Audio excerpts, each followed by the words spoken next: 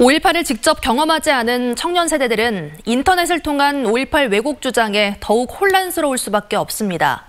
젊은 세대는 5.18을 어떻게 기억하고 있고 정신 계승을 위해선 무엇이 필요하다고 생각하는지 우종훈 기자가 들어봤습니다.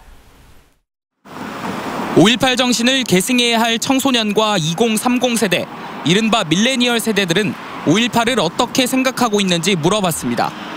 이틀간 70여 명에게 물어본 결과 밀레니얼 세대 중 5.18을 모른다고 답한 사람은 없었습니다. 5.18 역사 왜곡을 처벌해야 한다는데도 대부분 동의했습니다. 역사적으로도 꼭 기억해야 할 순간이라고 생각하고 청소년들이 5.18을 기억하기 위해서 만들어가는 레드페스타라는 행사가 있는데 그 행사도 빠짐없이 참석하고 있습니다. 실제 5.18 기념재단의 조사에 따르면 밀레니얼 세대는 5.18의 가치를 잘 이해하고 있었습니다.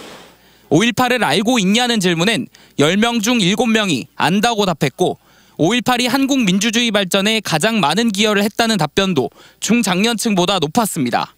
하지만 5.18 특별법 등 구체적인 내용을 묻는 질문엔 모른다는 답변이 다른 세대보다 많았습니다. 딱히 저희 세대는 이제 겪지를 않았으니까 공감은 제대로 못하죠, 윗분들보단.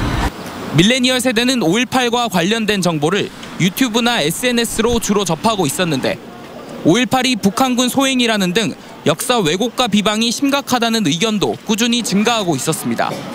원래 역사 왜곡이 좀 그렇잖아요. 5.18이 아니더라도 역사 왜곡은 나쁜 거니까 처벌해야 맞다고 생각해요.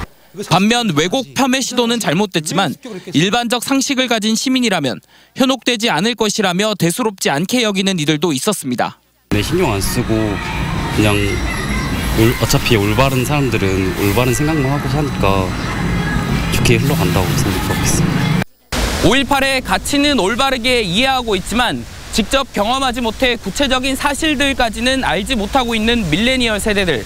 젊은 세대들이 왜곡된 정보에 현혹되지 않도록 교육과 더불어 소위 잘 팔리는 콘텐츠에 대한 고민이 필요합니다. MBC 뉴스 우종훈입니다.